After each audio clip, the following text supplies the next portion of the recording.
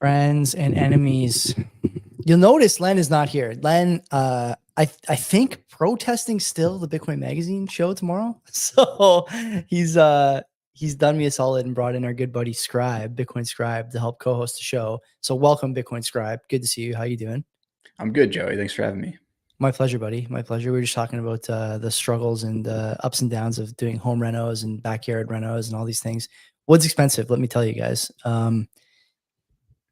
We had a busy week in Bitcoin, Scribe. We got a lot to talk about tonight. We got some privacy stuff. We got some block mining stuff. We got some block Bitcoin convert stuff. We got some capital gains stuff. Maybe we'll see. We'll see if we talk about Biden's capital gains. It's not in the rundown, but we might do it in the it's in the show notes. So why don't we start like we usually do with the sponsors? EasyDNS, Mark and team, best place for you to host your content. If you got a website, or you're thinking about getting a website, you want to build something, okay, like we have, like Scribe has.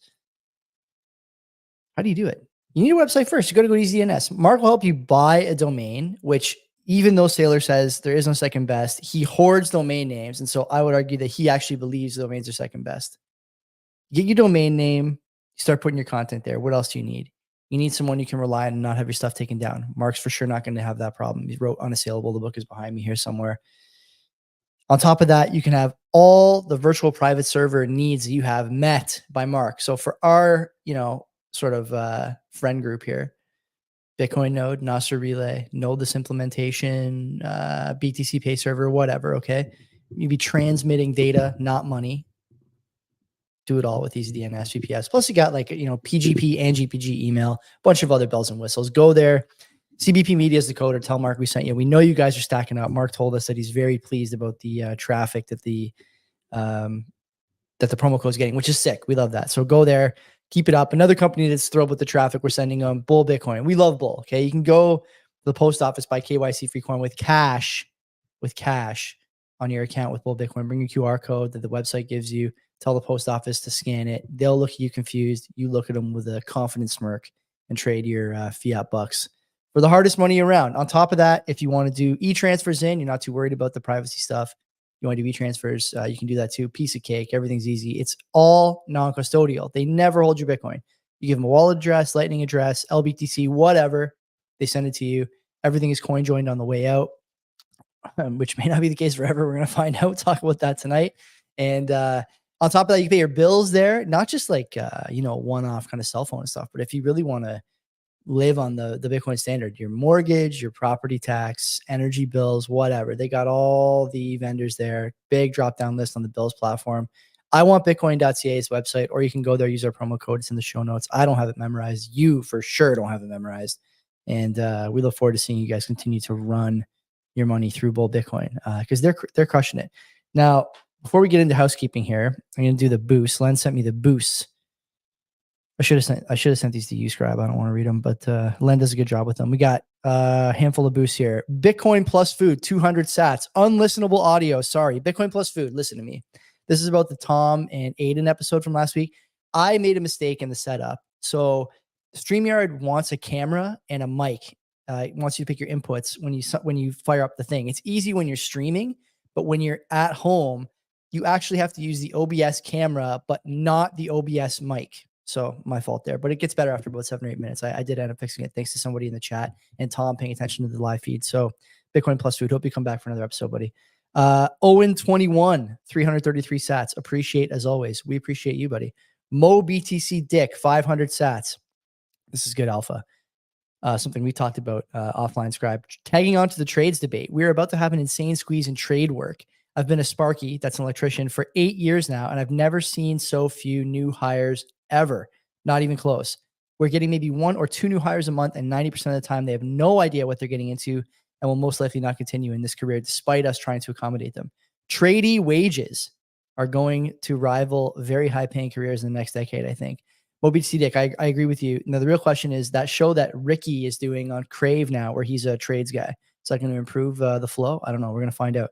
D5E5, 500 sats. Will voting for the other party stop this Canadian recording of assets policy? If so, Pierre Poilievre is my guy. Voting will not help. It is a fool's game, in my opinion. Doug and Roop 525 sats. Similar capital gains antics in the UK, but not quite the middle class asset strip mining that Trudeau's gone for. Will be very interesting to see what this does to Canada's economy. Good luck with that. Scribe, any comments on that? You guys ever boost the show? How come I never read anything from you? Yeah, I never boost. Am I laggy? Maybe just a touch, but not much. Oh, okay, good. My camera's lagging on my own. Yeah, I've never boosted the show. It was the first. I'm confused by the first guy. Why'd he boost if he just listened for 6 minutes, decided it wasn't for him, but sent you money anyway? We have a very little fan base. We'll take his sats and report on the problem. Housekeeping for this week. Busy week for me. Len is, like I said, in parts unknown, staging a hunger strike or something. I don't know. Today, obviously, the flagship, me and Scribe are going to hold down. Tomorrow, David Bailey and Mark Goodwin. A dinner party like no other. Let me tell you, here on the CBP, that's from 7 to 8 o'clock. We'll be talking about Bitcoin Magazine, among other things. Should mention Mark and Dave, like diametrically opposed to like in many of their viewpoints. And so I'm interested in hearing what they have to say about stuff like the ETF, about stable coins, about, Bitcoin broadly, ordinals, all that stuff. And we'll talk about some not so controversial stuff too, because I do think those guys have a lot of valuable stuff to say, which is not the popular opinion these days, but I don't care. Wednesday, I'll be on High Hash Rate. That's late at 11 o'clock. I don't think it's live. I don't know when it'll be released, so I don't make any promises there. Thursday, I'll be on Why Are We Bullish? And Friday, I'll be doing Money Talks with Mike Campbell, probably my 4th or 5th or something appearance there. Looking forward to speaking with him. Scribe, you got any housekeeping? What do you want to talk about? What are you doing this week? Not much, buddy. This is basically it. And then just showing you, I almost brought a glass of milk on because I knew you were going to have one. I love it, man. Everyone should be drinking more milk. Like we talk all the time about the importance of milk in the fitness regime here. So I'm a little surprised and disappointed, but you can do that in your next appearance. We should start, Tribe, with this news about Samourai. So for whatever reason, I shared... let me see. I shared with myself a list of stories, and Samourai was the first one. So Samourai wallet, what's the best way to describe the story? Taken down last week by U.S. regulators. One guy arrested in Pennsylvania, the other in Portugal. And the claims are not very friendly. Let me tell you, among them, the accusation, the allegation, the charge that Samourai laundered more than $2 billion to organizations or entities that were either sanctioned or represent terrorist interests or things of this nature. I think the exact wording was combined several unique features to launder money through their network. Now, you're a little more tech inclined than me, and so I want to sort of hear your insights on this. But tell me something. Am I wrong thinking that the real problem with Samourai and Whirlpool wasn't necessarily that it was doing these transactions or whatever, because there's a lot of ways you can kind of obfuscate your transactions on Bitcoin, but wasn't the problem that they were taking fees? They took something like $4.5 million over the course of the life of the tool set in fees. And so I would argue that even though you may say that you don't hold the Bitcoin at all, which they didn't, it was like just kind of a signing and swapping tool. Taking fees, isn't that enough to get you tagged by the government? What do you think? Well, yeah, I think they laid it out pretty clearly in the indictment. It's like that's basically why these charges are brought. They know, like the government knows that Samourai didn't directly touch the money, but I mean, what's the like in FinCEN's guidance or whatever, they compare it to like a frying pan transferring heat from your stove to food.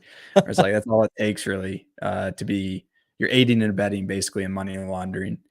Look, my take on this is that I didn't use Samourai. I wasn't a particular fan of their antics on Twitter, but I view FinCEN as a direct violation of your Fourth Amendment rights in the US. They've basically created a system where you need to over-report on all of your transactions in order to not get caught up in any of this. And I just think that's a violation of your rights. It's your money. You've got a right to do with it what you want. Yeah, that's my quick take on it. Where do you come down on stuff like the idea that code is speech and, free speech is part part of the U.S. Constitution. I think there's a lot of people who are talking about this idea that you can swap whatever ones and zeros you want on whatever network you want and not face consequences. It sounds like you're in the same boat, but is that really the case here? Like, is that what we're seeing in stuff like Wasabi? And I'm with you, by the way. I should mention T-Dev, and I don't know the other guy's Twitter handle, but man, in that indictment and in that Department of Justice release, they, I think, pretty clearly put a target on themselves with the Twitter antics. So I don't know. Is this code of speech thing something that I should keep an eye on, that they're going to lean on? I have no idea. I see here, by the way, that the one fellow was released on $1 million bond after pleading not guilty. So I would imagine that was the guy who was arrested in Pennsylvania. So a decent start, I guess. But yeah, the code of speech thing. Where do you come down on that? I assume that you're with me on that front. Yeah, I mean, there's definitely a case to be made that that there's like a First Amendment defense here, but again, I'd say it's a Fourth Amendment defense. You've got the right to not be like the government can't perform illegal search and seizure on you. And I would say that if the government is basically mandating all of these companies to report all of their transactions to them, no matter what, the companies are basically being coerced to do this, because if they happen to fail to miss a transaction that in hindsight was used for something the government deemed illegal, then the company is going to get fined out of their minds, or the people that run the company are going to get arrested. I think it's a Fourth Amendment issue as well. So it could be a First Amendment issue, code of speech, sure. I think your better defense is from a Fourth Amendment perspective. I happen to know people. I'll say I'm very biased. I know people very well, and people, in fact, that are related to me that have been basically hounded by FinCEN and have had to pay enormous amounts of fines because they just, they underreported. It's a small company. You underreport. You don't have data analysts. You don't have the legal team required to constantly report these things, to keep an eye out for these things. And so they ended up getting slapped with a huge fine from FinCEN. And so I'm completely biased against them. Yeah. When you start coming after people that I know personally, it's a little different, Yeah, of course, man. Like it'll color your view. One of the things I kind of want to talk about is, and this is on the show notes too, but we'll kind of lump it in here. Wasabi also now not accepting US IP addresses for part of its suite of services, suite of tools, and a lot of hubbub on Twitter about, look, you're seeing now, I think in a lot of ways, the clamps coming down. And, in some respects, there's something to be said for, like, are we being lulled to sleep by the big price moves? And, if we think about some of the stuff that's happened over the last like 2 years, let's say, you go through like FTX, some of these other huge dips, Terra Luna, whether it's like a company like this going tits up, or a stable coin, algo stable coin, or just derivatives people getting wiped out, right? Like leverage getting wiped out. You've gone through all these ups and downs and not really had a ton of direct state attacks on Bitcoin. I think that's safe to say. Now, now, as the price is rising, you're seeing state attacks more and more. That's one piece of it. But I think the thing that's like under discussed, maybe not under discussed, but it's not, there's no deep dives on this. If we look and see what is going on in terms of like the basement, especially where you guys are in the US, here it's, it's already a done deal. We're spending like crazy over here. The ship has sailed, but you guys are really the sort of flagship democracy, let's say. There's clearly something coming down the pipe where there's going to be a move to remove privacy from people, to make sure that all financial transactions and financial assets have perfect transparency, so everyone can see what you have at all times. There's no hiding, no evading of taxes, no fleeing the jurisdiction for another without paying your quote unquote fair share, as Biden and Corinne would say. And also, I think there's going to be the criminalization of discussion and attempts to demonize the dollar, direct or indirect. And that's how I view this. Like, if I think about what's gone on with Samourai, I really think that it's like a scared animal, right? 2 or 3 years ago, if you told me that this was going on and the price was 10,000, 15,000, I would go, yeah, like they're maybe laundering money. And they could have been laundering money for terrorism. I have no idea at the moment. But I view this now as like a scared animal backed into a corner, starting to act out. Do you share that view? Is this a soft whimper of sort of a dying regime, or is this just another example of how no matter how decentralized you think you are, someone somewhere can be putting cuffs over it? And you mean a scared whimper from the US government? Yeah, yeah. I think so. I mean, you had a great tweet the other day when all of this was first starting to come out.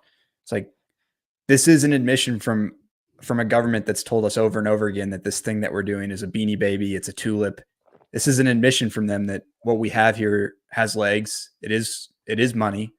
And I think you're exactly right. I think you're spot on. I think the U.S. government is holding on to this last little bit of power that it wields, which is the U.S. dollar.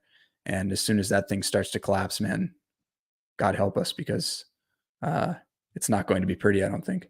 Well, what's the next step here? Like, if you were a mixing service, because let's be honest, we don't have any other big mixing services besides Wasabi and CoinJoin. People talk about Join Market. You could use Lightning to obfuscate if you wanted to. I'm not recommending that, but you could. It's difficult to track transactions through Lightning Network and back to layer one. What's the, like, if you're a small dev or even like a Bitcoin dev scribe, working on tools that are privacy adjacent, even this has to send a shiver down your spine, does it not? Yeah, I think even outside, I mean, look, even outside of Bitcoin, you're starting to see them clamp down on, hey, any transaction over, $600 has to be reported to the IRS. I think you're just going to continue to see this in companies that don't even have anything to do with Bitcoin. Like, you look at Cash App, obviously they've got Bitcoin on the app, they've got Lightning enabled, but you just look at Cash App's peer-to-peer cash payments, just pure USD. I'm sure they're reporting a huge amount of these transactions. Just because, like we opened up the show with, you've got all these regulations in place. You're not sure if you fail to report something, and then in hindsight, the government gets to come back and say, hey, we actually tracked this $3 payment to a donation to people that we don't like. Like, you're just incentivized to over report, which I go back to it being a direct violation of your Fourth Amendment right if you happen to live in the US. But if you're a dev, man, I'd be terrified of working on these things. I know you mentioned Wasabi's blocking users. Phoenix announced that they're taking their product off of the App Store in the US, and I don't blame them. And I know this is a Bull Bitcoin show. I like Francis's take, which is the US is an absolute nightmare for anybody that wants to run anything related to privacy. And so I don't blame these people. And I know Francis has said that he can't get Bull Bitcoin into the US because the regulatory landscape is too strict. And I really don't blame them. I think the US is making a massive mistake. And I think that really all they're doing is they're just chasing away innovation. Yeah, the innovation thing is a hard pill to swallow for me, because it's obviously happening here too. Like, we're demonizing Bitcoin all the time, and maybe we'll talk about that now. So in Canada, word in the most recent budget, we talked about it a bit last week. I think we kind of missed the mark though, so I want to bring it up again. Word in the budget, the Canadian budget from 2 weeks ago at this point, but last week really was the where all the commentariat showed up. Our government is looking at the worthiness, let's say, of crypto and Bitcoin related investment vehicles in the tax advantaged accounts. So things like the ETFs, potentially MicroStrategy, Coinbase, companies that are on the S&P 500, on the NASDAQ, no longer potentially going to be tax advantaged for you as a Canadian. So, I'd be curious to get your thoughts on this, but I'll maybe give you a pitch across the middle here. Is the tax advantaged account the most important thing to get new people into Bitcoin? I think a lot has been made about, to get more number go up, you really need new money. You can't just be selling to each other. People who had Bitcoin and getting back in, people who want out and want to get back in later. You need new money. And is the ETF the new money vehicle that we need? And Canada's a small market, but be curious your thoughts on whether or not this kind of thing could show up in the United States, given the way that your Justice Department's villainizing Bitcoin on other fronts. Yeah, it's interesting. Are they going to attack true self-custody of Bitcoin, or are they going to start attacking like your ability to do things with non-custody, like things like the ETF? That's a good question. My immediate thought really is with the tax advantage. Most of these are Yeah, I agree. They're self-custody or bust. I 100% agree. I don't trust the ETF. I don't own any of them. I don't know, but I also have access to Bitcoin. Like, what happens when all the on-ramps get shut off? It's going to start getting tougher to buy Bitcoin, you know? So I don't know. It's a good question. My immediate thought is how many people in Canada even take advantage of the tax advantage accounts anyways. Like here, I think it's pretty similar to our retirement accounts. We've got like a Roth, traditional, we got 401k. And I know a bunch of people that don't contribute at all to any of those. So it's like that is actually a good point though, Scribe. Like we talked on the show before, and you and I have discussed offline with our other buddy who will remain unnamed tonight. The idea that there's a clear attempt here to kind of like protect the incumbent class from having to deal with a new subsection of up and comers vis-a-vis retirement accounts, Bitcoin, stuff like that. This is why in my tweet I said it's clear if you don't view these things as through the lens of they're attacking our freedom or they're scared of the US dollar collapsing, fine. If you don't think that, fine. But if you look at all these things through this other lens of there is a debasement event coming that's going to be unrivaled in its size, in its destruction, and in the, you know, the fallout that comes after it. If you think about all these things together through that lens, Wasabi and other CoinJoin stuff like Samourai obviously being taken down. We had Tornado Cash taken down 2 years ago at this point. We said it could never happen here. It's happening here now. You have reporting requirements clamping down on Bitcoin and crypto transactions here in Canada, as well in the budget, a proposal that you have to report not only when you sell your Bitcoin, but when you buy every year in your taxes. That's a lot. And that's telling to me. Stuff like capital gains taxes going up on the sale of businesses and on the exit of one jurisdiction for another. Discussion of unrealized capital gains on stuff like Bitcoin. You guys are also proposing a fairly large capital gains tax, talking about taking away tax advantages from Bitcoin and related products in otherwise tax advantaged accounts. Discussion around here in Canada, retirement plans being forced to buy Canadian equities as opposed to international equities, like really going down with the ship in a lot of ways. Think about all these things through the lens of there's about to be debasement. We don't want anyone having any assets except the people we know. It's like this devil you know argument against the devil you don't. The last thing they want is, you know, me and you rising up in our citadel and, you know, having 100 kids each and, you know, deciding that I don't really feel like doing this anymore. I don't really feel like living here, paying taxes here, building a business here, all that stuff. Am I on the right track there? What do you think? Yeah, the only thing you're wrong on is you're saying it's going to happen, and it's already happening. I mean, this is exactly it's already all happening. I mean, and they do it. What pisses me off the most is they do it all under the guise of like we're just looking out for your best interests. Well, if you were looking out for my best interests, like you wouldn't be taxing my income when I make it, and then taxing it whenever I buy anything. And now you're talking about taxing it before I even sell the thing that I bought with tax money. So, like, yeah, man, these people don't care about us. If you still think that they do, I think you're just like, I don't know, your head's up your ass, really. Yeah, you know, you're exactly right. This is exactly what they're doing. The question now comes to us, right? It comes to people like me and you. Do we stay where we are and fight for the things that, you know, generally speaking, Western civilization was built on, or do we pack it up and move to somewhere like El Salvador? I happen to live in, you know, I happen to live in a relatively,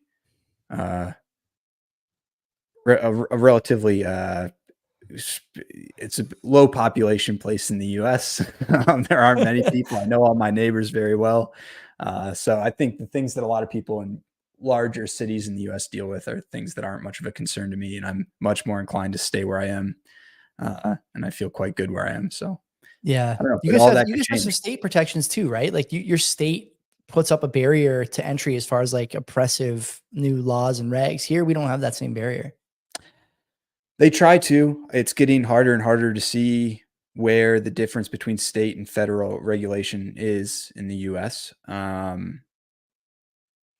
It's getting harder and harder, but fortunately there are still, like, for example, the state that I live in doesn't have a state income tax. So I still pay a federal income tax, but no state income tax, which is great. However, that typically means the sales tax is higher. So I'm still getting a federal tax on my income, and then everything I buy has a sales tax on it. Yeah. I mean, these taxes, it's frustrating. One of the most frustrating things for me as a Canadian is watching the tax rate go up and up and up. My wife and I pay more and more and more, and the services we need are less and less available, less and Yep. less quality in each service. Everything from schools to roads to healthcare to you name it, really. You know, if you need help or support from almost any government agency, you're going to have a hard time getting it. I don't necessarily think that's a knock on the people working in those agencies, but they're just stretched so thin. And there's clear, I think, mismanagement at some level of some of the money going in. But anyway, story for another time.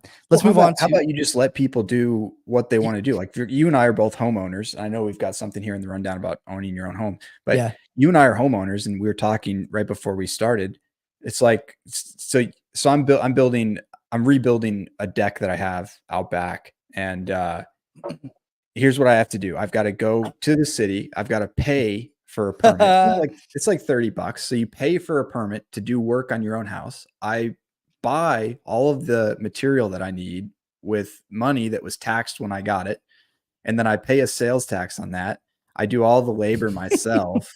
And then what happens? The city drives by because they know that I had a permit, because that's a public record. So they drive by, they're like, oh wow, the value of your house just went up $10,000. Guess what that means? You're paying more in property tax. So it's like I pay for the permit to improve my own house so that it can be worth more. So I pay more in taxes, like to people that had no part in doing anything with my house. So I know you said, oh well, they're, government employees, these agencies are stretched thin. Well, how about we just start cutting some of these people out and see if things get better or worse? My guess is things are going to get a lot better.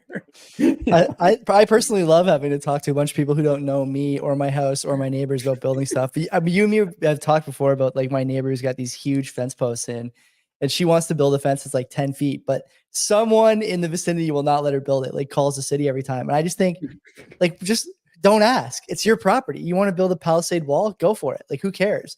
If you want to, run a chicken farm in your backyard, as long as it doesn't smell like shit, I don't care. Bob's your uncle. Enjoy the eggs. Maybe throw me a couple here and there. But you're right. It's like it's like a broader theme, right? Like whether it's Bitcoin or TradFi transactions or anything, everyone wants to know what you're doing, why you're doing it. They want to cut, they want to tax, they want to levy, they want to take and take and take. And what did I can't remember who it was. I want to say it was Margaret Thatcher, right? The problem with spending other people's money is eventually you run out or something like that. And like these guys are not adding, there's no value being added here. And we're in like really dire straits here. Our GDP per capita is like, below, I think, almost every United States state, including probably the one you're in and the ones that are, generally regarded as flyover and frowned upon by the average Canadian. Like we're way worse, guys. We produce way less. We have less rights. We are taxed at the greatest rate in the world, or close. And I don't know if you saw this one, Scribe, the other day, but maybe not the other day. It was like 2 weeks ago now. Canada has the second highest paid politicians on the planet. Not a bad gig if you can get it, wouldn't you say? Oh man, I mean, I'm not surprised, and that's probably just based on salary too. It's probably not based on all the insider trading and shit that they're getting into. There's something to be said for that, but I don't want to get canceled. So, okay, let's go to your pet topic here. We added this for you, and I expect you to carry this part. Wait, so we're going to talk about first. I have actually two of them here. I have the block enabling the Square sellers to convert sales to Bitcoin with Cash App, and I have the block miner update. So where do you want to start? Which one do you want to do first? Can I just say one more thing on I know we started with privacy and then went down this For sure. this tax rabbit hole, but I've seen a lot of takes on Twitter over the last few days about the arrests. Almost everybody condemns the arrests. Hey, we don't like these guys. They kind of made a target out of themselves, but they shouldn't be arrested. I've seen some takes from pretty reputable people saying there needs to be a discussion about where regulation does fit in. I would just say this: if I had any hope whatsoever that government agencies would enter that conversation in good faith, I would say let's hear them out. There's never been an instance where any of these agencies have said, hey, we're going to do this, and then that's it. That's the line in the sand. We're never going to exceed that. They always go one step further, one step further, one step further. So our own agencies have gotten themselves into a position where we don't trust them to do absolutely anything. So we would just rather not have them in the conversation at all. Yeah, I would. That's where I would end on the privacy thing. It's like, I Well, wish I could let's have a keep good faith going. conversation. Let's Sure. keep going, right? Like, look at, you guys have Coin Center over there. We have this thing that just started last year, the Bitcoin Coalition of Canada or whatever. In both cases, they claim to be quote unquote, like, engaging with regulators, engaging with politicians. And I would just say, like, and I like the Coin Center guys. Van Valkenburg and Niraj are, popular on Twitter. I think they're smart guys. But like, you have to ask yourself, the Coin Center group does a big dinner every year. They raise a lot of money. They have a prominent profile. But like, what the fuck have you been doing for a decade? What the fuck have you been doing? If this is still happening today, guys are getting nabbed. Show me where the money went. Show me your wins. And here in Canada, like, it's even worse. We have this coalition that, as far as I can tell, has 0 wins, 0 traction. And judging by the commentary in the budget, and by the way, people close to the budget and close to the coalition that message me privately, these guys are not even in the fucking room. They're not even in the fucking room. Yeah. They're talking like they're doing stuff in both cases, Coin Center and the coalition.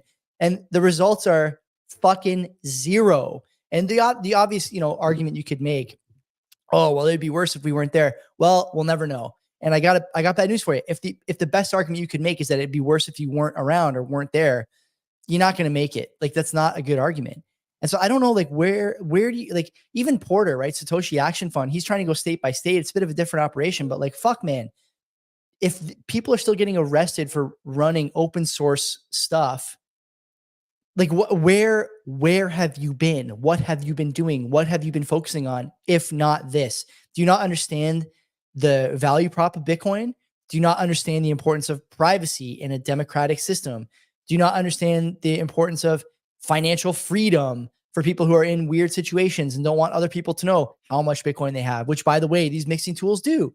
Like, they help obfuscate that kind of stuff. If you don't want any of that, or you don't understand it, get the fuck out of the way and stop pretending you're helping. If you do understand it and you're not helping, what the fuck have you been doing? Coin Center should have to release, like, I should go on the website before the show because I'm really slandering them here. But Coin Center should have released a statement like, what have we been doing that we missed this? And, there's just nothing here. New stance on crypto wallets, broad, ambiguous, or delegated, bank secrecy. There's not even anything on the front page about Samourai. So like, what have you guys been doing? There's a banner on the top. Get your tickets to the 2024 Coin Center annual dinner. What do you think it costs? What do you think it costs? Individual entry for one man to get in. What do you think it costs, Scribe? 2,000. $750 US. You can sponsor a table for $25K, $30K, or $40K. Thanks for your generous donation. Get fucked. What have you been doing? What have Joey, you been doing? You not getting a table is, I mean, they need more money. Do you think my 40K would have stopped this? Oh man, if I find that out, fuck, I'll be pissed. I'll be so pissed. Yeah, look, I mean, that's my big thing. That's what's been eating me up all week. Is it's all these people that are like, oh, we need to have a real conversation about where there can be some compliance regulation. And in my mind, it's like, well, you have to know that these agencies are not coming into those conversations in good faith, which makes me think all these companies that are leaving the US are in the right, because like, what are you going to do? You're going to overspend on a legal team that you're a small company. Maybe you've got 10 developers and you're going to spend what, 30, 40, 50% of your entire company's budget on a legal team that's going to go state by state. Like in the US, to get money transmitter license, that's a state by state thing. You've got to go to each state regulator and figure out what their rules and regulations are and abide by them. And, that's a lot of money, and lawyers ain't cheap. So I don't know, in my opinion, and at the end of the day, none of that should matter anyways, because it's a direct violation of your Fourth Amendment. Like you do not need to have every one of your transactions monitored by a U.S. government agency. You just don't.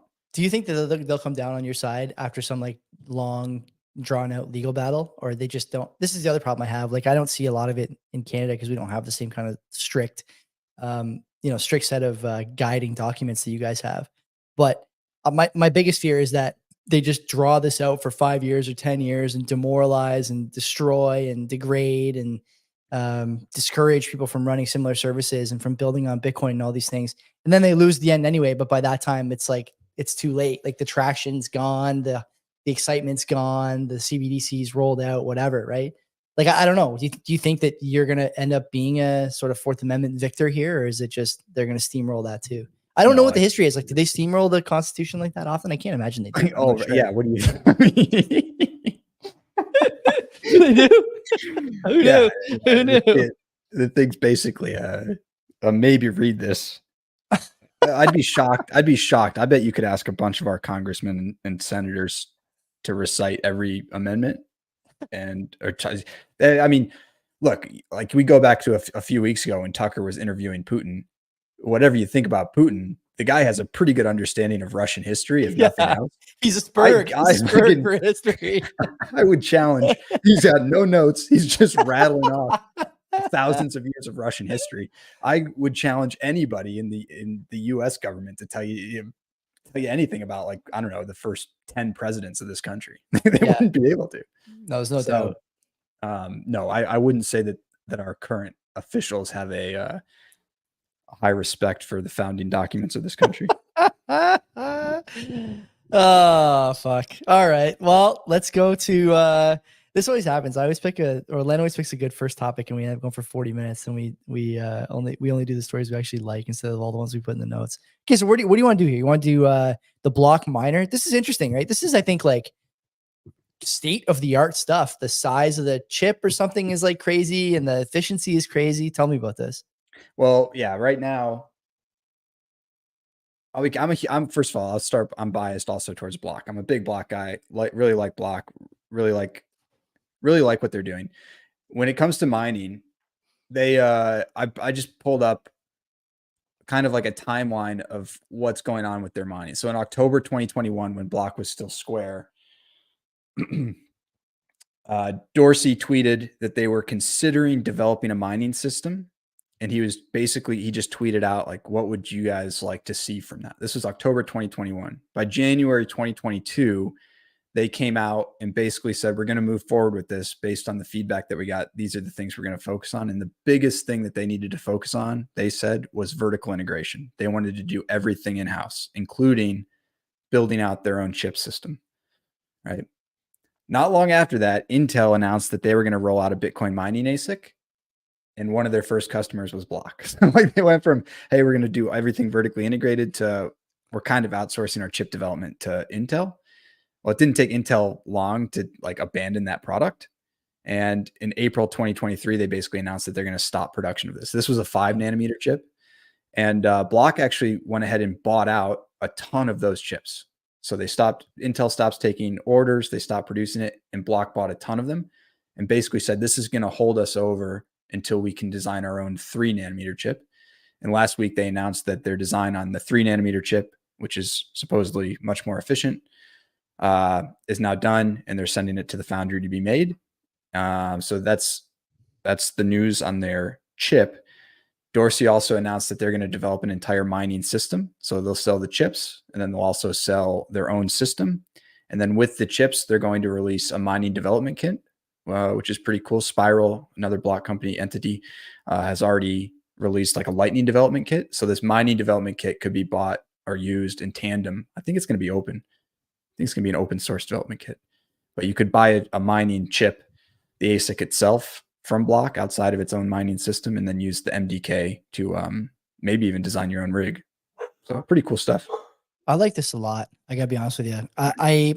I've wavered on Dorsey over the years because it seems to me like he sometimes gets distracted by stuff, and was in on this blue sky thing when I think he should have been focused on Bitcoin. I have to admit, Scribe, that I am curious after seeing him pay for quite a big chunk, or help pay for quite a big chunk of the CSW litigants defense. I wonder if he's going to do the same for Samourai and these guys. I'd be curious about that. But on the mining front, I like this a lot. I think that mining, and I said this on the show before, I think that mining is becoming dangerously centralized. And it seems like a lot of people now are starting to go on podcasts agreeing with that sentiment and explaining it in ways that maybe I can't because of my sort of technical shortcomings. But the thing that I like about this is I think, count on Dorsey to do things that maybe hurt his bottom line as far as the quality of the miner, ocean, stuff like that. And trying to get miners into as many new hands as possible, whether those hands be industrial, individual, or otherwise.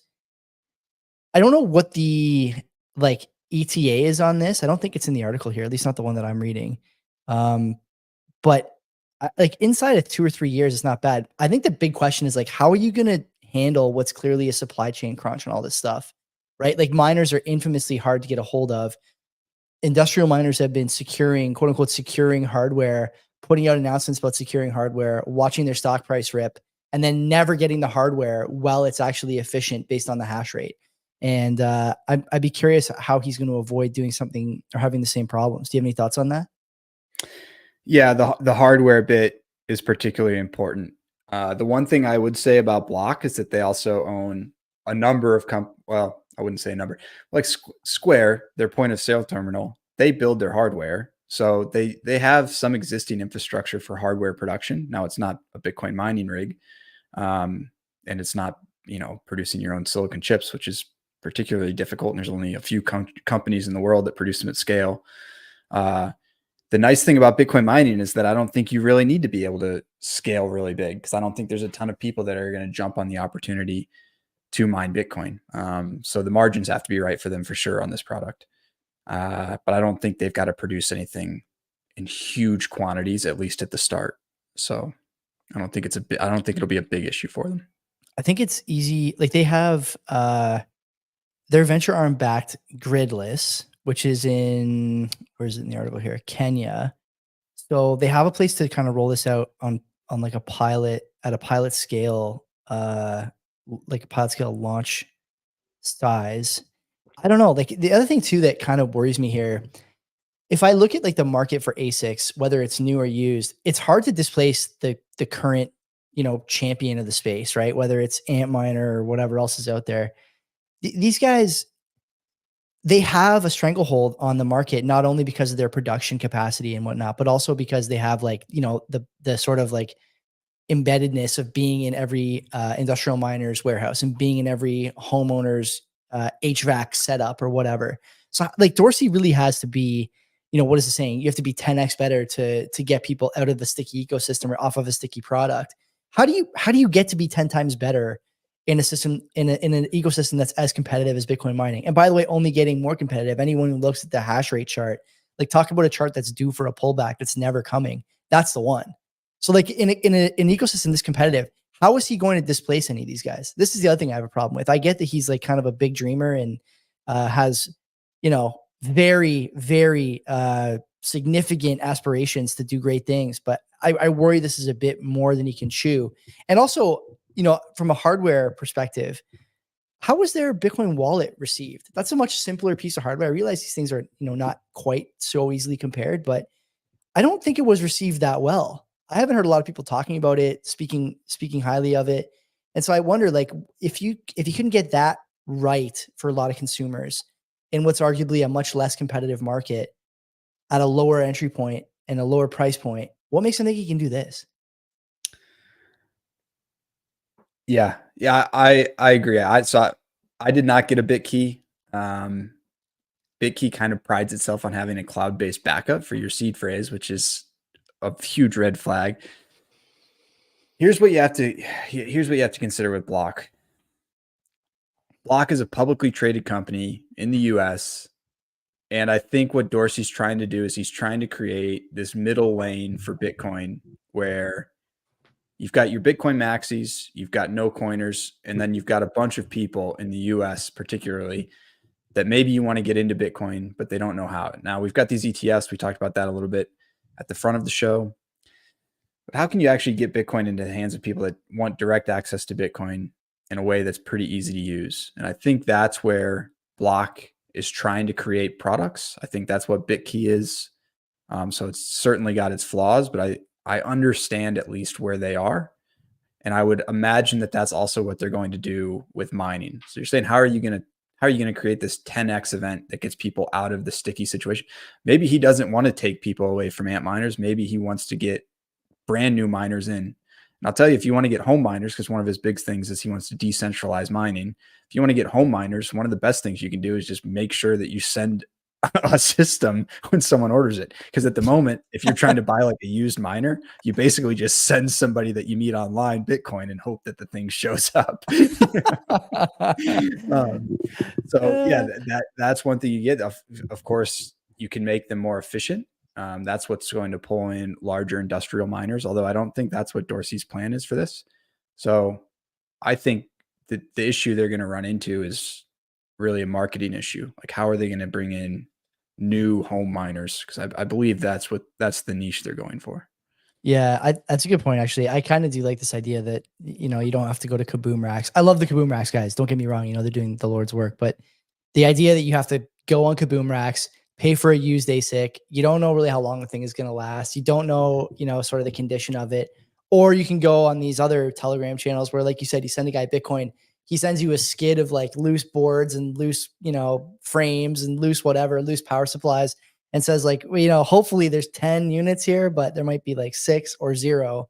And also I sent them in a bubble mailer. So good luck. The fucking UPS guy stomped all over them. There's a dead mouse in it. Like, yeah. Who could have seen this coming? I can't believe these don't work. Okay, so we're high on this. We like this here on CBP. Now, this other story from Block, I like this a lot more. This Block enables millions of Square sellers to convert sales to Bitcoin with Cash App. Seems like a pretty easy interface. Convert some of your daily sales into Bitcoin. You choose the percentage. It does the convert for you. It seems like at the end of the day or per sale, and sends it to a wallet of your choice, likely your Cash App wallet. I really like this. This is something they should have done a long time ago. The only question I have is, if I think about all the people using Square terminals here in Canada, it's like restaurants, Apple stores. It's not the kind of stores you would expect to use a Bitcoin convert. Here in Canada, we have Lightspeed POS as well, which is another big provider. I don't know if you guys have it in the States. You may actually. But I think a lot of people use Lightspeed. They're Canadian. They're a little bit cheaper and a little bit less advanced, but it's a high quality product. Let's get your thoughts. I mean, I really think this is a good idea. I would love to see small businesses start at 1%. I should note that there's a quote unquote transparent flat 1% fee that applies to each conversion made from daily sales to Bitcoin. So they're taking a 1% cut. Not great, not bad, but I've always liked this idea of converting some of your sales to Bitcoin. We do that here at CBP. Like, we convert some of the sponsor contract money to Bitcoin every month. And I just think there's no better way to get people on board than to do so in an ecosystem they already know, already understand, and maybe most importantly, already trust. There's no way that they're worried about Cash App losing their money or Square losing their money or whatever. And so use these two things to get people into Bitcoin, have them start being savers, and that sort of marginal new Bitcoin user that you get through a 1% convert, you wouldn't have gotten any other way. They're not going to Coinbase. They're not buying Bitcoin on their app. I really like this. Where do you come down?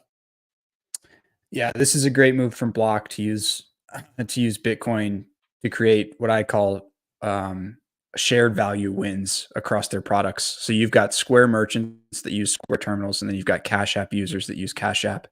What a great way to get your Square merchants to just to put this money into Cash App and then convert it into Bitcoin. So on the Cash App side, you get the win. Block gets the win from selling Bitcoin. They've got that 1% fee. And from a merchant perspective, it's a no-brainer. I put up a thread a few days ago. Whenever this news came out, I basically just went back and said, for the last 365 days, if you were a merchant doing 500,000 in annual sales, and you just put 10% of that, basically assuming that sales are distributed equally across all your days, if you just put 10% of that, or you put any percentage of that into Bitcoin, over the last 365 days, you would have been up 85%. Now imagine you held it in cash, right? Now imagine you're in Argentina and you're a merchant and you held it in the Argentina peso, right?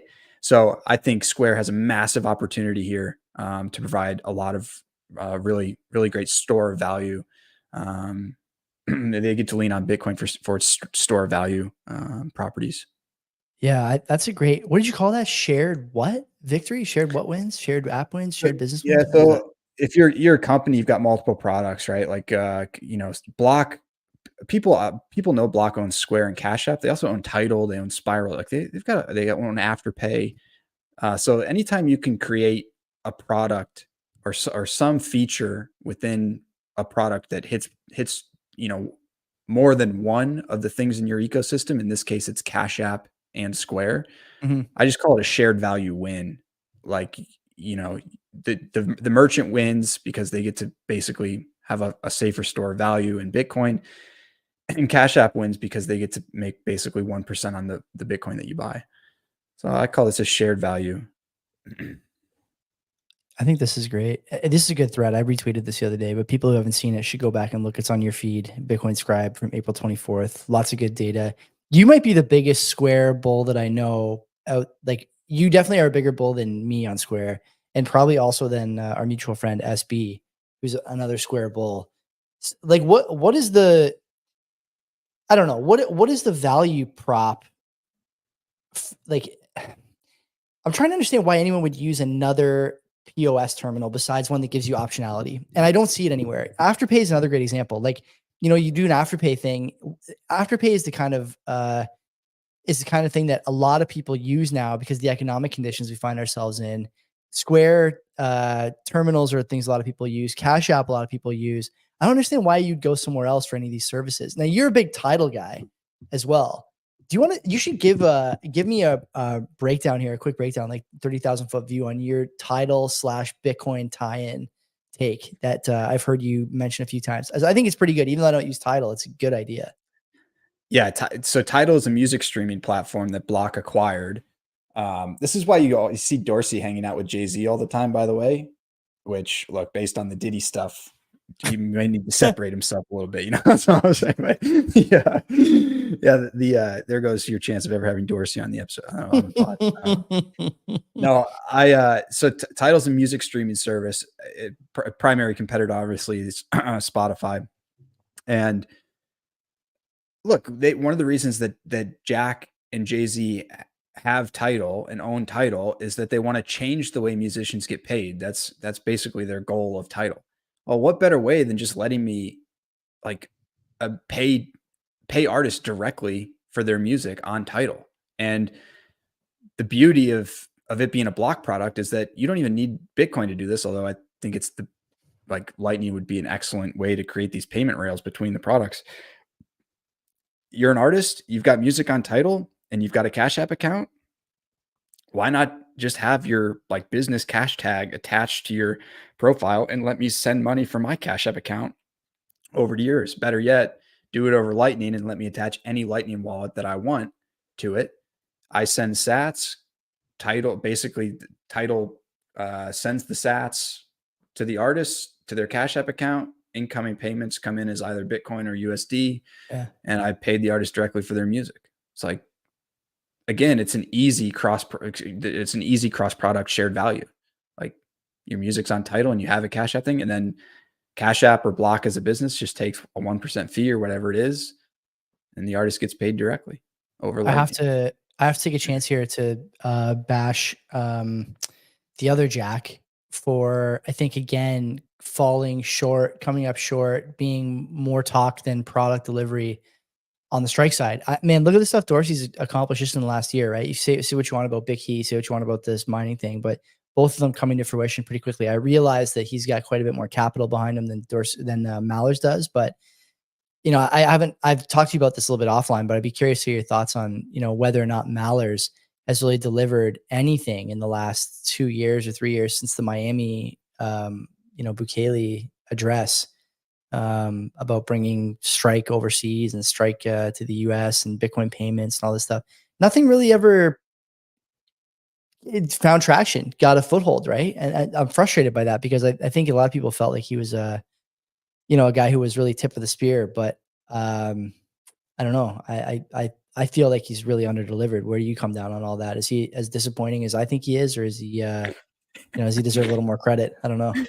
No, I think Strike has built a lot of cool products in the last 2 years. I think, maybe there's been some under-delivering on the merchant side, and I think Mallers has owned up to that. And that's also kudos to him why he's stopped putting timelines on a lot of the things that he says are coming. I know they just launched Strike. I think it's just Strike UK, or maybe it's just Strike. It's UK. It's UK, I think. Is it UK? Yeah.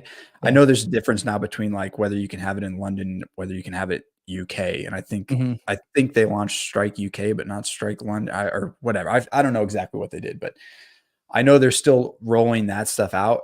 In my opinion, Strike's best product ever was their cross-border remittance product, where you could send US dollars. They would convert it to Bitcoin, send it over Lightning to the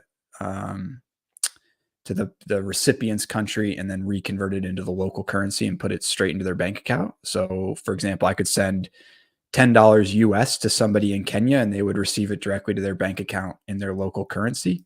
And they wouldn't even need, like, they don't even need a Strike account to do it. In my opinion, that was their strongest product. I'd love to see more of that. I think the use case of Lightning as a remittance, like a payment rails for remittances, is beautiful. I thought it was an amazing product. So I'm not sure quite where that is now, but I think they're more switching towards the traditional kind of fintech, where it's, no, we'd rather just have everybody on Strike that we can. So I think they've switched their focus to that. But from a payments perspective, you have to think too, like, one of the things I'd love to see out of Square is every Square terminal being able to issue a Lightning invoice, so that I could pay at a Square terminal with Cash App, Strike, whatever Bitcoin wallet I want, whatever Lightning wallet I want. But you have to think about you have to think about, like, what's the demand for that? How many people really want to buy things with Bitcoin? Cash App, or Square, in my opinion, already has a hard enough time convincing people to pay with Cash App instead of a Visa card, even though it's a 1% fee for Cash App transaction and a like 4.5% fee for Visa transaction. So they're having a hard time even getting customers to use Cash App at Square terminals instead of Visa. So I know, Mallers had this talk at what was it, Bitcoin 2022 maybe? Yeah. Where he said NCR is going to adopt it. Well, you have to look at NCR. Like, they're on a time crunch. They're struggling economically just like everybody else in a high Fed rate environment. And so, like, where are Bitcoin payments going to fall on their priority list? Probably not very high. Yeah, I guess not. Okay, no, those are fair points. I mean, it's good to have you on, because you do have your ear to the ground when it comes to a lot of stuff. Len and I think sometimes are guilty of really dunking on guys like Mallers, even though you're right. You did give a couple of good examples of stuff that they've delivered and are trying to deliver. So yeah, it's good. Okay, so that's it for the Bitcoin stories. We're going to go to the notable stories next. So if you're on audio, just, do nothing. Check your podcast app tomorrow, and it'll be there for you the second half. If you're on video, stay here. If you're on Spaces, stay here. I see a bunch of you guys on a bunch of different platforms. Just stay here. Don't do anything, and take care of yourselves. Okay, now you have to say, don't be a cuck. Don't be a cuck. Perfect. Okay, good. Len will like that. All right, so we got a couple of pretty good stories here. I want to start with one out of Australia. The Australian Prime Minister, Anthony Albanese, faced criticism after his recent comments seemed to equate humorous memes mocking him with misinformation that should be removed from the internet. Incredible. Social media platforms have a responsibility to make sure that misinformation isn't got out there. That's a quote. He then referred to instances where fake images of himself had been removed from various sites. Scribe, what am I to make of politicians who don't like their citizens pumping out high quality memes of them and demand that they are removed from the internet under the guise of misinformation, as if I don't know that these obviously edited photos of politicians are edited and only for jokes?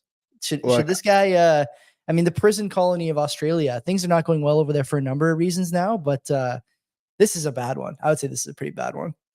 Well, I've heard the food is great there. No, look. Who did you hear that from? What are you talking about? The food? Oh, no.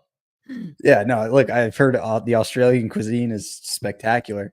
No, I think these politicians have our best interest at heart. And I think, if they don't want us seeing these memes, then we probably shouldn't see them. And yeah, right. Are Australians pumping out good memes? I don't know if I've gotten any yet. I don't know. Okay, this is a runoff of a story that Australia actually wants Twitter, X, whatever, to censor certain quote unquote misinformation and like hate speech in Australia, but also is suing them to censor the same stuff everywhere. So Australians don't want it or can't have it, and no one else can have it either. Like, these guys are losing their minds over there. Don't forget, during COVID, these guys were like among the worst in terms of restrictions and lockdowns. Like I'm pretty sure they just went into another 7 days to slow the spread like a week ago. I'm pretty sure. I wouldn't be surprised. I can't believe this guy's not wearing a mask in the fucking media clip here. Not good. Yeah, no, that's like anybody that still trusts these idiots they deserve them as leaders. Like as far as I'm concerned, if you're still in Australia after 2022, I mean, holy. It's a good time over there. I mean, the surf is good. You do have to contend with spiders the size of your fucking head when you open a door to go outside. I want to actually play the clip. I think I have it in the story. I do. Okay, hold on. Let's see. Maybe it's not as bad as they're saying, but it is, being quoted by our favorite Twitter account, Clown World. So let's have a look here. Let's be sure. Media, can you guys hear that? Platforms have a responsibility to make sure that misinformation isn't got out there. I noticed today, for example, on the way up here, they've removed various sites that were up containing fake images of myself superimposed on other people. That's the sort of thing that is going on social media. Social media has a responsibility to do the right thing here. Yes. Who is social media? And also, I can't trust anybody who says superimposed. What year is it? You don't superimpose things anywhere. What the fuck are you talking about, man? Do you remember when Trump put his face on Rocky? Yeah. I can't wait for the memes this cycle. That guy needs to be in every race, man. He needs to be in every race. I love it. The beauty of that was that he knew like the response was going to be media will fact check this and say that this isn't his actual body. And he's not Rocky. He's not Stallone. Just in case you weren't sure, we need to ban this man propagating this misinformation.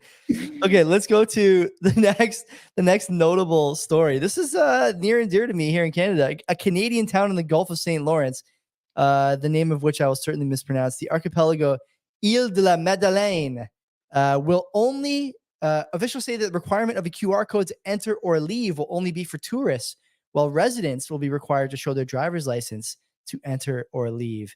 Interesting stuff. So the claim is that they don't want people overstaying their welcome. They want to make sure people pay their fees, taxes, whatever, before they leave. And they are now implementing a QR code system to come in or out of this little jurisdiction in the Gulf of St. Lawrence. This is red meat for the 15-minute city crowd. And I am unclear as to why this has to be the system to make this kind of stuff happen. Surely you can do what we do here in Ontario. If I use the paid highway, they just take a picture of my license plate, send me a bill in the mail. And even if I don't pay it for 5 years, when I go to renew my license, they're going to make me pay my 407 bill. And they've done it in the past because I've chosen not to pay them or forgot to pay them. It happens to everybody.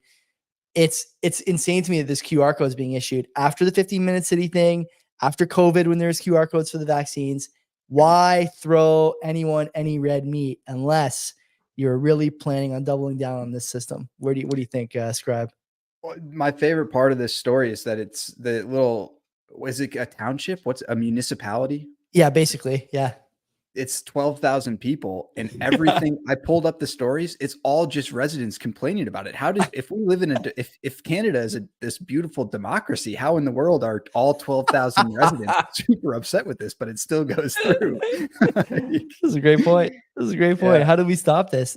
So the decision to require a QR code for the municipality's 12,000 plus residents came after the municipal government announced it would begin charging all visitors who come to the island $30, something which hasn't gone down well with the locals, as you mentioned, or their family members who visit them.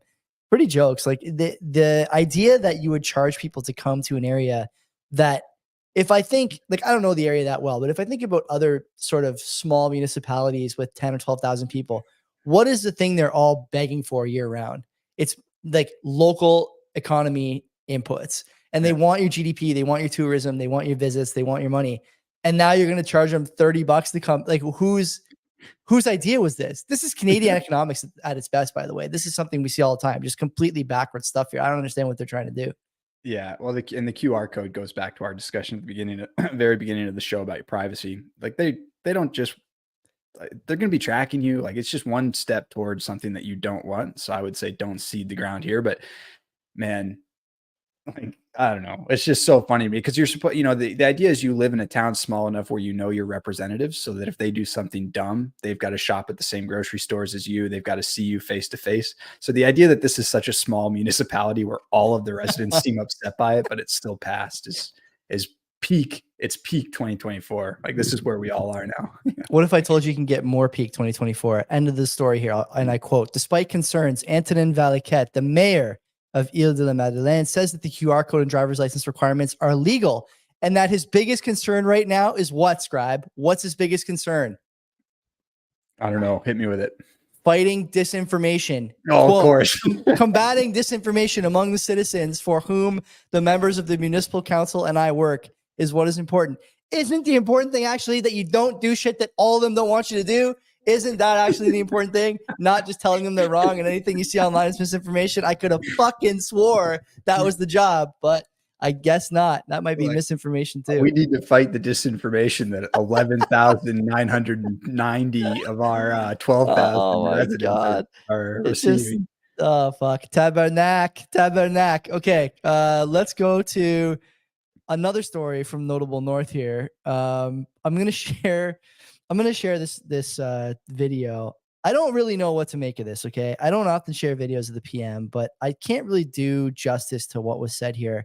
People know we're in a housing crisis here in Canada. The feds have promised to build some insane number of homes in Canada. Actually, I think the word was unlock homes, which worries me a bit, but they promised to build some insane number of homes. You need to build something like 5,000 homes a day for basically 7 years, no weekends off, no hours off. And our prime minister was speaking about some of his plans and his party's plans in terms of building those homes recently. Let's have a listen. How many houses does he have, by the way? Hard to say. Right? He lives at Sussex. I don't know what that costs, but let's listen to this clip and we'll see if there's any validity to what he says. For example, has more than 1,700 post offices across. Hold on, we got to back up here. Example, has more than 70. He's talking. The first word is Canada Post. I don't know why it's not playing it, but let's listen here. Hold on, one more time from the top. For example, has more than 1,700 post offices across the country, many of them in central locations in their communities. We could build homes or apartments on top of these offices that meets the needs of communities while maintaining the services Canadians expect. On national defense properties that are not required for defense operations, we can build affordable housing and prioritize the needs of members of the Canadian Armed Forces and their families. Work is already underway with the Department of National Defense to unlock 14 surplus properties for homes. Now, it's not how previous governments used to do things. For example, has more than 7. Well, my official comment is that I think it's a really good idea. And I'm glad that we've got our sort of shovels in the ground already. We're going to be building on top of post offices and sounds like giving up some national defense installations, of which, by the way, there cannot be that many. Our military is basically just, sticks and stones at this point. I don't know. Your thoughts, Scribe, as an American here, how many post office apartment buildings do you have over there? Surely you guys have pioneered this technique, and we're just going to be learning from you. You've already broken the tape on this, I would imagine. No, Joey, you know what we have here? I don't know if you have these in Canada. We've got boxes where you can drop your mail off at any time of the day. Why not put a guy in there, dude? Why not have someone live in that thing? We actually stopped doing door-to-door mail service here a while ago. And I still have a mailbox in my house, thank God. But a lot of the place I lived before, I was a community box. And I just laugh every time people are like, no, Canada Post is a valuable institution. Because sometimes you hear the government say Canada Post is a valuable institution too. They don't want to speak ill of the post office. But all I keep hearing is the post office can't take your cash for Bitcoin or QR codes anymore. They won't pack your packages when you go there. It's incredible. I went there to do a return 3 months ago. I think I said this on the show. And I got into a confrontation with the guy because he wouldn't let me use the tape behind the counter. Said I had to buy tape. Their official policy is that you have to buy the fucking tape to tape your fucking package up. Okay, man. And now you're telling me that the post office is just going to be the lobby of the high rise that you're going to be stuffing people into to get the home numbers up. I don't know. Doesn't sound to me like Canada Post has a real future in this country. Do you think I might be onto something there? I think I might be. yeah, but this is, look, we talk about shared value. If you throw some government housing on top of them, yeah. Anything, it's a big win. That's a huge win. That's I the like this. synergy, as we I say. like this post office pods. Yeah, We this got is to what do I'm that. saying, man. We got to do that. I think I might, if I ever want to expand this studio, I might just do the next CBP episode out of a mailbox. Good acoustics in there, I hear. Bro, if you put a Meta face mask on too, you'd be set, man. Come watch me in VR from inside. Like a feeding tube and a VR headset Holy inside of a mailbox. what a disaster. I love it. You just sometimes we do the show and like Len doesn't often tell me exactly what story he's going to pick. But this week, obviously, like I had to go through and pick the stories. And honest to God, man, like I didn't put enough of them in the show notes, but the number of stories you could pick in terms of notable content, which is the new name for the second segment, it's unlimited. You could just go through your bookmarks, go through your likes, go through like the Twitter articles that everyone's sharing, and it's everywhere. There's no end to the madness. So the next story we're going to talk about is a post, an article in the Financial Post. The title: Young Canadians think retiring at 65 is an outdated concept. I'm not sure about that. Canadians' views on retirement are shifting dramatically as the cost of living rises and longer life expectancies become the norm, with the idea of retiring at age 65 being one of the early casualties. I can only hope that I will also be an early casualty if you can't retire. 74% of Canadians between the ages of 24 and 44, that's you and me, minus the Canadian thing for your side of things, say the conventional retirement age, with the notion that it represents a hard stop on one's working life, is an outdated concept, according to a National Ledger survey published by Wealthsimple. There's no chance. Okay. I don't know what the fucking question was. I have Wealthsimple on my phone. I don't look at it often because I don't like trade stocks, but I don't know what the fucking question was. There is no way that anybody under the age of 44 suddenly is like, you know what? I'll just work until the fucking skin falls off my fingers. Don't worry about it. Retiring at 65 is outdated. I'd rather work till 75 or 80. No one is saying that. Do you know anyone who's saying that? Are you saying that? Who's saying that? I don't know anyone saying they want to. I know almost everybody knows that they have to at this point. Okay. All right. Yeah, I mean, interesting. look, and we've got this system here called Social Security that I don't know. A lot of people are saying it's a Ponzi scheme. Some buzz around that. I think based on that thing, I don't think I'm eligible to get it until I'm like 74 and a half or something. I love it. The thing we talked about this on the show a couple weeks ago, and I think I mentioned it to you guys in our private chat, but I'll say it again. Okay. All I see, if you look at this, not through the lens of like fake surveys, look at it instead through the lens of what you just said. Social Security, the pension here in Canada, CBP, whatever, is never going to last. They know it's not long for this world. So if you look at things through that lens, what do you see? You see the government in the budget talking about extending amortizations to 35 years when you buy your first house. The average age for a first-time home buyer in Canada in 2022 was 36. So, what is it now? 38, 39, your amortization is 35 years. Suddenly you're 74 years old, working to just pay off your mortgage. Okay. That's number one. Number two is that the healthcare system, not really that great. So maybe you'll be sick one time or two times during your career. You might not be getting paid. And so you have to work longer for your house. Maybe they'll come up with some way to protect your mortgage for that time. They can get you till you're 80. The problem is that the jobs that like 75 and 80-year-old guys used to have, like, saying hello and slapping the smiley face on you at Walmart, they're going to be done by like, sex bots or something in the next like 5 or 6 years. So like where are these guys working? There's no one going to like the local community center to swim. There's no like, old basket guy swapping your clothes out for your fucking tag.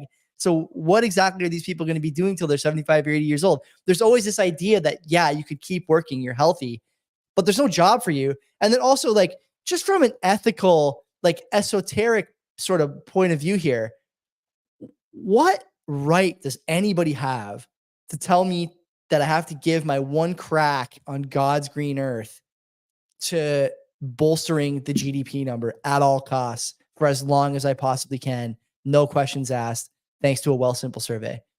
Where do you get off telling me that? Does anyone have that right? This is another thing. Like, I don't sympathize with the Zoomers almost at all. I think they're softer than baby shit a lot of the time, but they're right about one thing. And the one thing is that working is less and less appealing because you're just being told you have to work forever. No one will give you a decent job. The wages are fucking terrible and you don't get anything out of it. Like you go to, you live in like a little fucking post office pod. You come home from your post office pod to your post office pod, you jerk off, watch Netflix, fall asleep, fart into your KFC Uber Eats box and then do it again the next day. Like what is the point? Who wants to do this? Nobody wants to do this. This is insane to me. But if you look at it through that lens of Social Security is broke, there's a reason why they're pushing people to work longer. They can't pay. They just can't pay. That's what it is. Yeah. The unfortunate part is, it's the future is very dim for a lot of people. And instead of people thinking, man, we should do something to change this, or I should get to the bottom of why this is happening, they just complain and fucking eat flaming hot Cheetos and watch TV all day. So this is the exact reason. You get a bunch of people that don't care at all about what they do. You're not surprised when you go to a store or you go to a restaurant and your food comes out wrong, or like you go to a grocery store and everything's in the wrong place and the shelves are a disaster. My first job ever was at a grocery store and I restocked shelves and worked at the cash register. I held a conversation with the people as they went through. I made sure the shelves looked good. As part of your job, you just did it. Now you don't see that at all. I mean, nobody can really hold a conversation with you. Nobody will look at you in the eyes. You go to the grocery store and you've got an employee that works there that's just pushing around. I don't know if you have these in Canada, but these people that order their groceries for pickup or for delivery, these employees are just pushing around massive carts with like boxes on them, and they're in your way constantly, and they've got no problem being in your way, even though you're a customer at their store. Like, this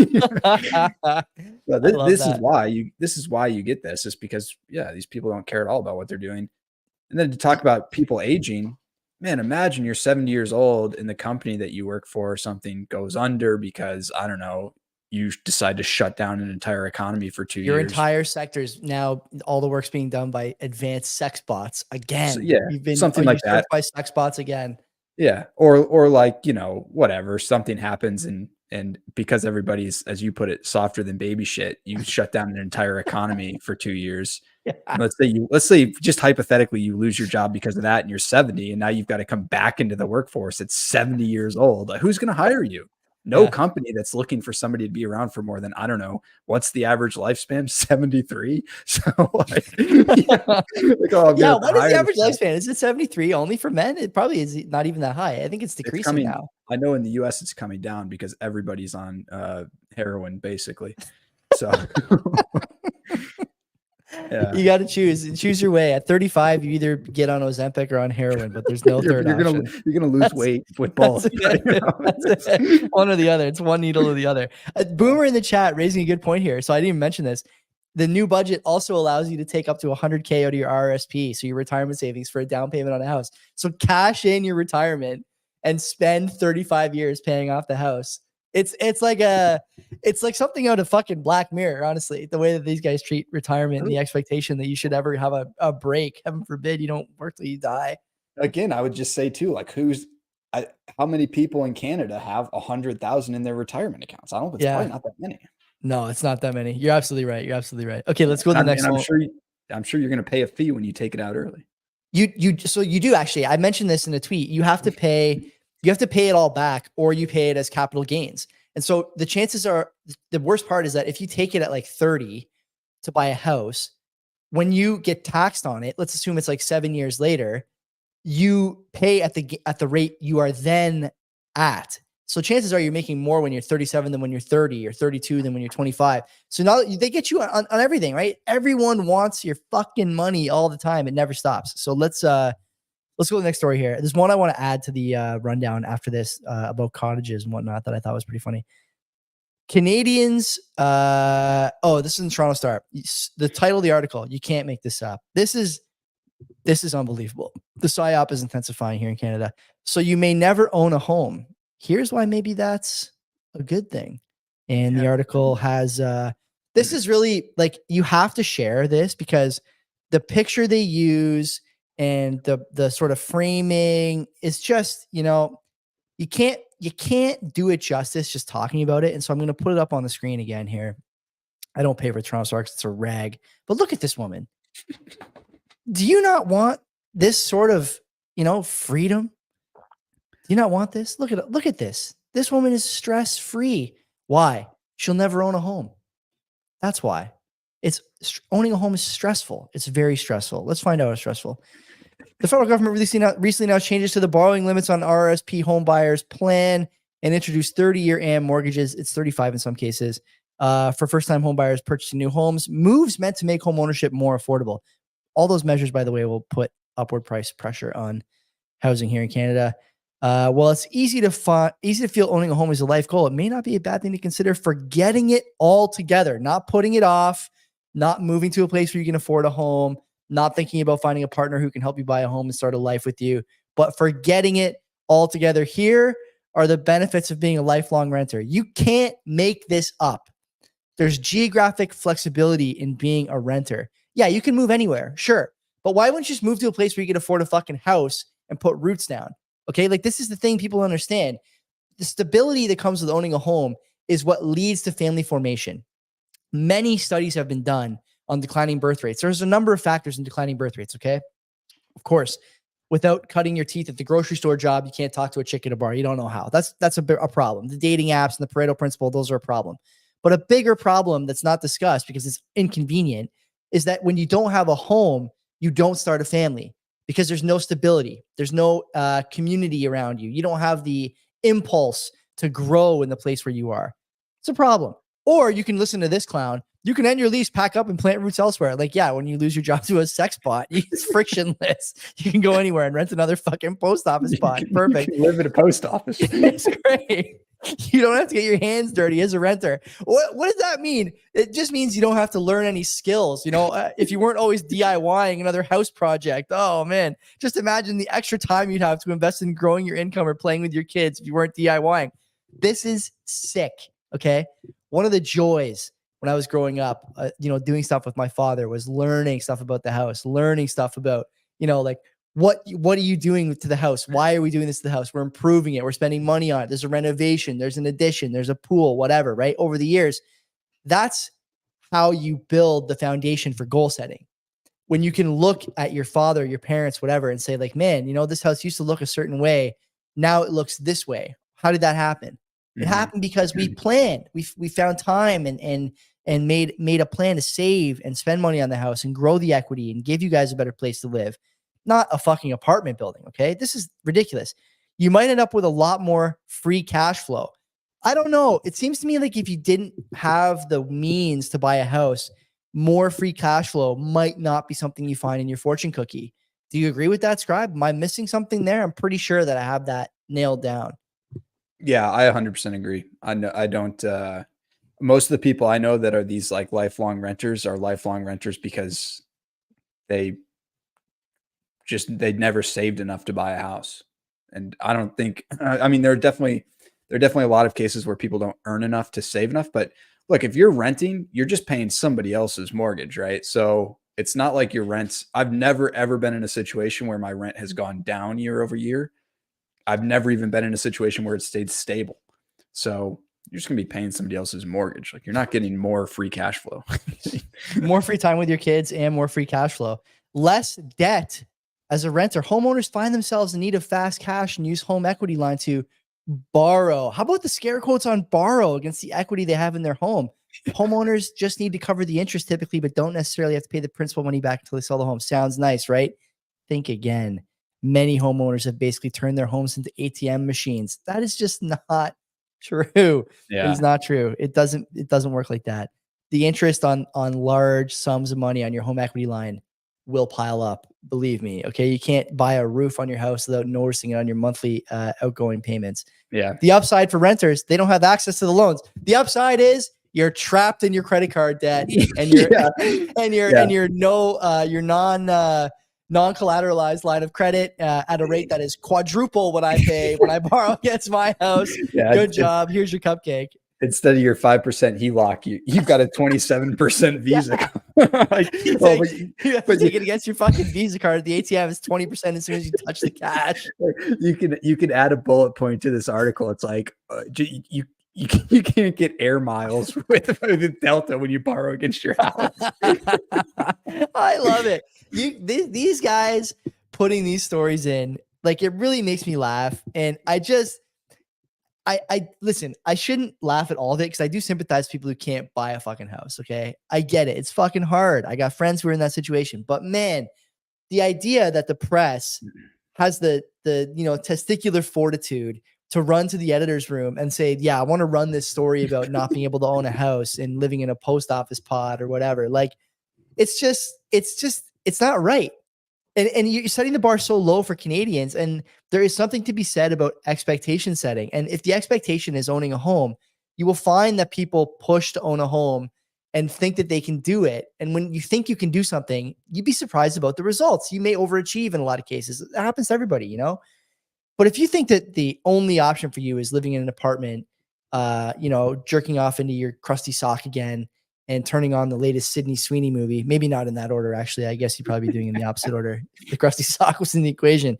But like, I just don't understand why people think that, why people don't understand. Why are Canadians, why are they not working as hard? Why is our productivity so low? Why this, why that? Well, could it be possibly because there's no aspirational youth anymore? Like, what happened to that? I always wanted better for myself. My father and mother wanted better for themselves and for us. Yeah, I'm sure your parents are the same way. A lot of my friends' parents are the same way. This doesn't help that. It's insane. Do you guys see stories like this in the States? I don't look at a lot of US newspapers, but these ones come across my feed all the time. It's like steady nonsense, completely insane. I never consume any real media from any of our mainstream sources. So I don't know if there's stories about this, but I can tell you 100% from personal experience that the difference between living in a neighborhood where you own a house and the majority of people in the neighborhood own their houses versus living in an apartment complex where nobody owns anything, the difference is massive. Like I live in a relatively small neighborhood in a pretty remote part of the US. And I know all of my neighbors. I've helped them with their own house projects. They've helped me with mine. I was talking to a couple down the street the other day while I was walking my dog. They built in this neighborhood in 68. My house was built in 74. They knew the people that built this house. Amazing. They knew the people that have lived here throughout the entirety of this house's history. And now I live here, and there's plenty of projects to be done in this house. I've done all of them so far myself, replaced a bunch of flooring. I've done all of the walls. You've been there, what, 2 years? I want to say just over a year. And I've done a massive amount of work. I'm finishing out the basement, putting in a home gym, fixing up my deck out back. So just a massive amount of work and saved, hands down, without a doubt in my mind, tens of thousands of dollars in labor costs by learning and doing them myself. Yeah. And the biggest thing I think that comes with owning your own place and doing the work yourself, getting your hands dirty, as that article would have put it, you feel much more connected to the house. You have more respect for it. Like, go to any of these apartments. You can even say the luxury apartments that somehow they managed to build in 4 weeks. And they call them luxury because there's faux granite on the countertops instead of, but you go to any of them and you see the people that live there, and these people know they're only going to be there for a year or two before they move. So they have no respect for it. They don't expect to take care of it. They don't expect their neighbors to take care of anything. So it's very sad. Like, I recommend to everybody buying an older house to start with and fixing it up yourself and meeting your neighbors and taking some pride in where you live. Unfortunately, I think we see the media attack that and actually, as you just pointed out, go for the exact opposite. We're like, you shouldn't feel pride. Like, you kick somebody else out of this house, or like, yeah, no, that's bullshit. Buy an older house, fix it up yourself, take care of it, have some respect in it, and live in it for a little while. Stop viewing real estate purely as a way to make money and start thinking about it as a way to, like you said, settle down and start thinking about forming a family and contribute to your neighborhood a bit. So I think it's the best thing we all can do. Yeah, that's very well said, Scribe. And a lot of Canadians for a lot of years have been doing this in cottage country. We famously have like a really popular cottage country here in Ontario and other provinces too, because of the lake system that we share with you guys. And Well, a lot of people wanted to buy cottages and build up a little bit of equity and improve the cottages and share them with family. I was lucky enough when I was a kid to go visit family and friends at their cottages and made some great memories, tubing and roasting marshmallows, and making a lot of progress, like personally, and over the years, it's just been a lot of fun visiting those places, and development wise, it was always appreciated on my part. But in Canada now, that's not allowed either. We got another story here, last one of the night, from the Globe and Mail, Paul Kershaw, who looks exactly as you would imagine, talking about you are no longer middle class if you own a cottage or investment property. This one is interesting to me. I've talked before about how my dad's got some real estate. This really pisses me off. This is in relation to the capital gains tax that has roused rabble in a lot of Canadian media circles and Bitcoin circles. The idea now that you should be able to sell a property that you spent 30 or 40 years building, repairing, improving, and enjoying in a lot of ways. You didn't buy it to flip it. You didn't buy it to, like you said, make a quick buck. You did it to settle down, right? It's part of your life. You thought it was good for your kids, good for your family. Now, thanks to the capital gains changes, in I think about 50 days from now, maybe a little less, you will not enjoy the same exclusion from capital gains. I think it changes from a 50% discount to a 30% discount above 250,000. As you know, people listening to the show know, the price of real estate here in Canada is, going vertical more and more by the month. Cottage country, double as much. You've heard Mark Jeftovic talk on this show about how he was waiting for a market crash to buy a cottage. He's been waiting since 1990 and so far hasn't had any luck. And so this story talking about how you're actually richer than middle class if you own one of these homes and should be taxed, and owning a special property is no longer a marker of the middle class. We need Ottawa to recalibrate the tax code for the present, not the past. More taxation of second properties is necessary.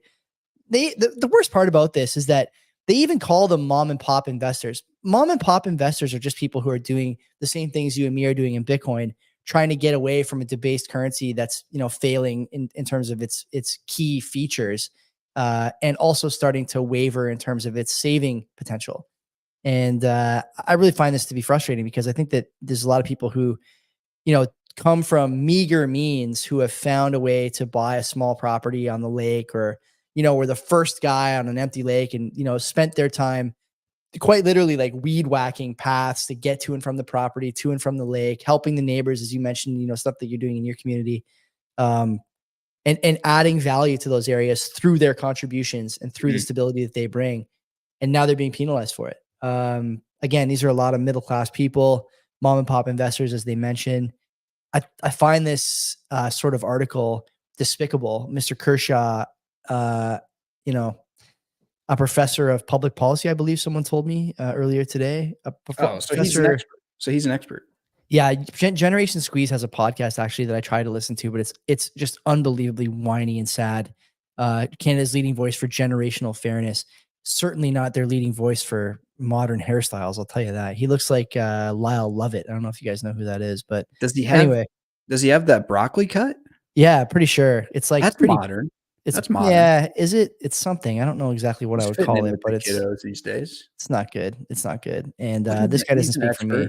He doesn't speak for me. Papers on this. He's in the fucking peer review ecosystem, waiting for your comments. I hate this. I hate this fucking story. This drives me nuts. People like the other thing. If you take away all the other stuff about mom and pop investing and all that stuff, the country here in Canada, we're in a clear decline. There's not that many places where for not much money, you can enjoy some of the simple pleasures of life with friends and family away from all the madness, except these cottages. Yeah.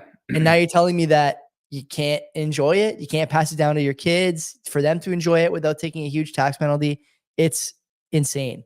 It's insane to me. Your thoughts, sir? Well, they look at neighborhoods a lot like the neighborhood that I'm in, where you've got a bunch of people who have, most of the people that live in my neighborhood have been here for a long time. I bought my house from an estate. Essentially, the person who built the house passed away, and I was able to get the house from his estate. And you take these neighborhoods that these people have put tens of years or, decades of their life into, where they've owned a house, they know the neighbors, they've built things, they've got a lot of respect for the community. And you get a bunch of these people that come in who, live in the middle of a downtown area that is riddled with crime. It's like, has all of the things that people that live in these neighborhoods don't want, and they've got no interest in. Like, I don't want to live on top of everybody. I don't want to have people right next to me, right above me, right below me. I don't want to have to worry about walking to my car. If I have a wife or children, I want them to be able to play with the neighbors and not have to worry about a car going 40 down the street and hitting them.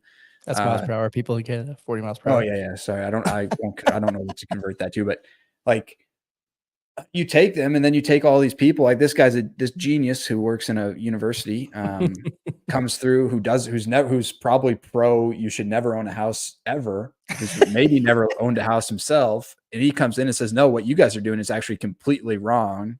And it's like, well, what are you talking about? The only response to somebody like this is like, who are you and why are you talking to me? Like, go away, bro. Man, what are you saying? A lot like you. I remember my family never had a lake house or any kind of like, no, dude, he's got the broccoli cut. That's what I can't with the blue steel shit. Like, come on, man. Anyway, go ahead, finish your story. Go ahead. I mean, I was just finishing up by saying, I had friends that had lake houses and things like that, and it was always, when I was a kid growing up, it was always like, man, it'd be awesome to have a house that you can kind of escape to in the summers. And or if the economy gets shut down for 2 years, you can go to something like that. Well, yeah, I was fortunate enough to live in places that didn't mind too much. Yeah. So, anyways, the idea that these people can come in and just tell you that you're wrong about that, or that any of it, it's like people in massive cities on the coast telling the people in flyover states that they're polluting by raising cows. It's like, fuck you guys. Like, what are you talking about? You remember that guy on Twitter who like was in a plane and he's like flying over some part of middle America, and there's like, you can see the pattern on the ground beneath him. It's like the farm pattern, right? That you see in these like agricultural areas. And he tweets out, he's like a reporter for, it was like some coastal newspaper, the Times or whatever, or the Washington Post. And he's like, every time I fly, I always wonder how the ground got into this pattern. It amazes me every time. And everyone in the comments like, it's a fucking farm, you moron. Like, what do you don't even know? Like, you're so stupid. Don't say this kind of shit out loud. People can fucking see what you're saying. Yeah. The burger you ate at the airport before you got on the flight. Never, yeah. Who cares where all your food comes from in this country? The great A meat. That's a wrap for tonight. That was great, Scribe. Thank you so much for having me. I do want to point out one thing, just because I saw it in the chat. There's some hate on Smith machines. I would just say, buddy, like, the Smith machine is the only way you're getting to partials, which is the only way you're truly going to failure. So if you're not using the Smith machine, I actually view you as a pretty low quality lifter. Subpar. I'm telling you, man. You and me obviously have been talking Smith privately, thanks to the Gospel of Solik. But I haven't watched any of Sam's videos recently. You've been watching them? Every day, brother. He did one a couple weeks ago where he talked about being on gear. Is that right? Well, I mean, I think it's pretty obvious he's on gear. But he never talks about it. It's obviously he's on gear, but he never talks about it though. I don't think he likes to set that example for people. Oh. I think he's admittedly just a absolute freak when it comes to weightlifting. Yeah. He's got all these. He's a genetic freak for sure. 100%. Yeah, I like it. Okay, tell people where they can find you, what you're doing. The floor's all yours, buddy. Once again, thank you for your time. People like when you come on, so we appreciate it here at CBP. Yeah, man. I'm a Bitcoin Scribe on Twitter. I'm trying to write more. And that's really it. That's really all I have. Good. Okay. Till next time, everyone. Take care of yourselves. Tomorrow night, Bitcoin Magazine. Come to the chat. Be reasonable in the chat, please, for fuck's sake. And we'll talk to you next time.